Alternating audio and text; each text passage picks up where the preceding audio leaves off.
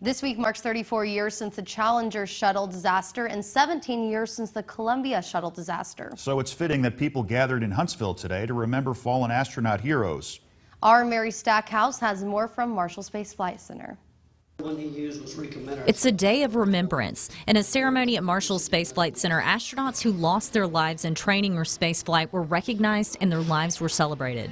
A moment of silence was held for the astronauts who died, including crews of Apollo 1 and Space Shuttles Challenger and Columbia. It's a very solemn time because we remember these incredible people, these incredible leaders and explorers that have gone before us and made the ultimate sacrifice. At the same time, Stephen Miley says it's an optimistic time and that remembering the past is vital for moving forward. We actually have a set of information that we have from these accidents as well as from other things that we learn as we're developing our space hardware. We have a database that we use, and we also use regular communications through lesson learned events where we get the technical folks together and the engineers together with our chief engineers, and we examine, what we're doing, how it's going to affect our current space hardware. During the ceremony, a candle was lit to represent focusing on the light as those at NASA look ahead to future exploration. We're looking to launch